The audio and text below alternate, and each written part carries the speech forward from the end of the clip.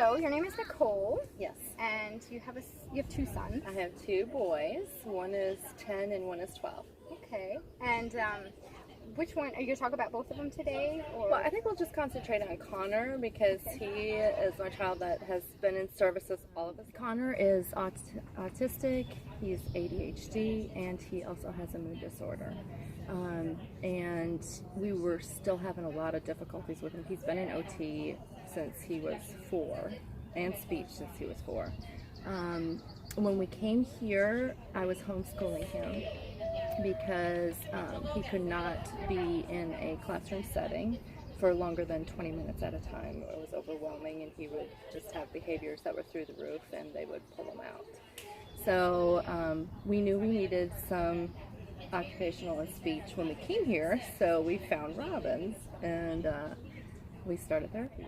I tell Robin this all the time. I wish we would have met her when he was 3, when we were starting therapies, because now we're getting to her and he was already let's see, he was 12, he was 9 when we came here.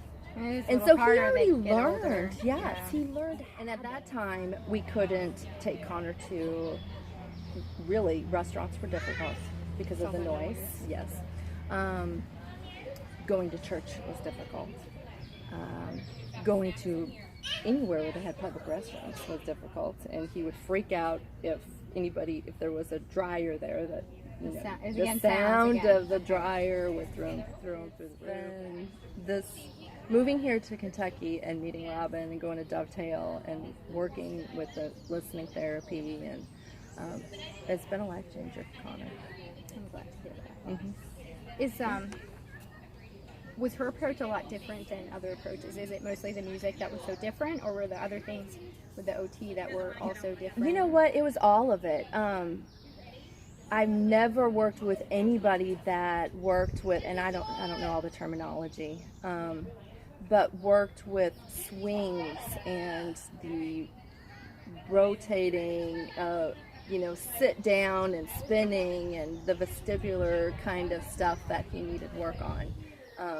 We never had therapy that worked on that. Tell me about that. Well, it was completely different than I've ever experienced with OT. Now, remember I said he started when he was 4 years old.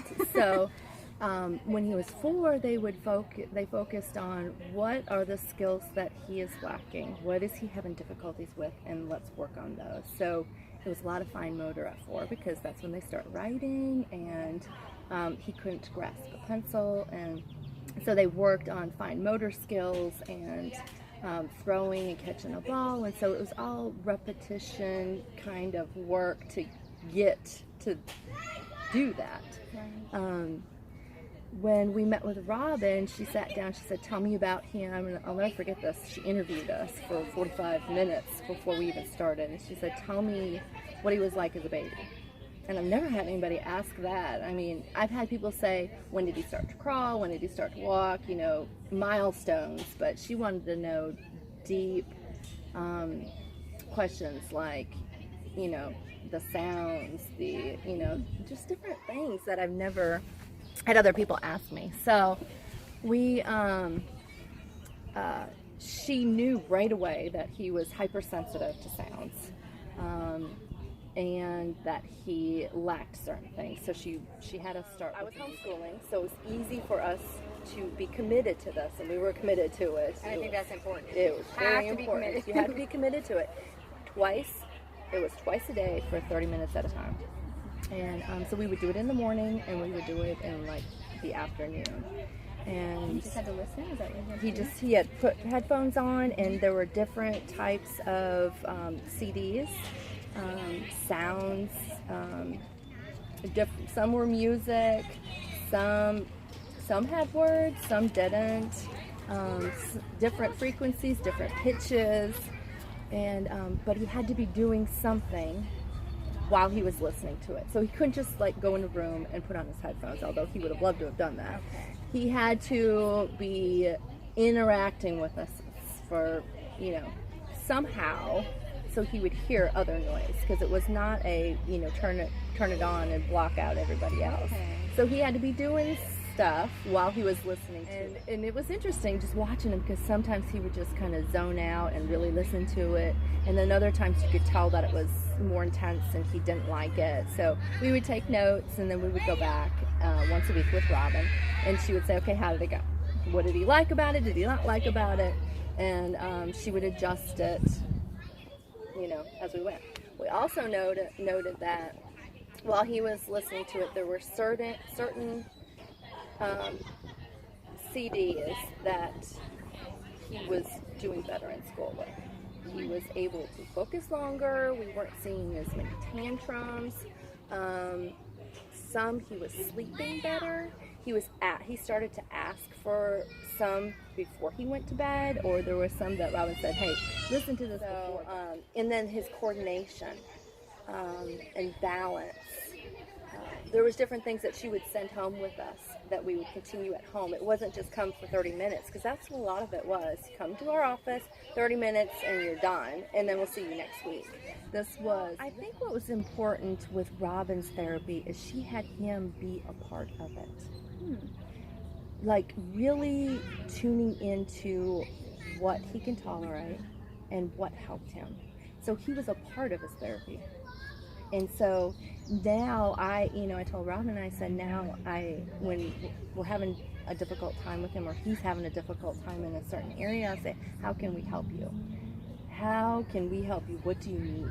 Because he can tell us now what he needs. And I think she really helped him to. Connor is doing so much better. He is sleeping better. He is, like I said, with the amount of stimulation that he could tolerate now is so much better. It is. It's huge. It's huge. And not only that, but school. To go from 2 hours to 4 hours to 5 hours and now a full day, to able to sit in a classroom, because before it was he was in a classroom for 20 minutes, out of the classroom for 40, because there were so many different sounds. And now Connor's in 6th grade. He's going a full day of school. Wow. Yes. He does have an aide to help him navigate through. A lot of it is the social stuff. And it's in middle school so hard. It's hard for all of them. Oh gosh, it's so hard, the social stuff. So, but he's going a full day. Now, the miraculous thing, and I told Robin this, that Connor with sounds, even when he was little, there were certain people he could not be around. Pitches, voices. I had friends that if they talked, he would scream. Was it a high pitch? It was a high pitch, and he would scream. He couldn't be around them. And music. When we were traveling in the car, we couldn't listen to music. It would be so difficult for him. And I told you about church, and PE was always hard because of the gym and the sounds that would bounce off, the whistles, everything. He is now in band. Wow. Playing the trumpet. Wow. I know it. It's crazy. And this was after therapy. Mm-hmm. So you're a huge advocate then. Oh my gosh, yes. Major advocate, yes. Oh, I'm so glad you this whole year, just being able to be in the classroom. That must have been great for you too. Oh my gosh. Having that, just knowing your kids doing okay. Yes. And they're progressing. Yes.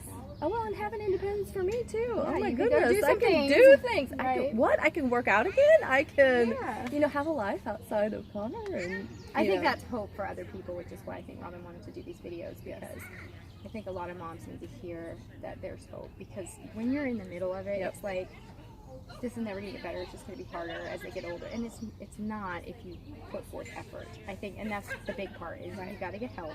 You got to get the right help. So if you don't, if you're at an occupational therapist, it's really not doing much for your kid. Look somewhere else and look at these things that she's talking about and make sure they're doing those things. Right. And then you have to practice. And I think that's it. It takes a lot of work and a lot of commitment, but it is so worth it.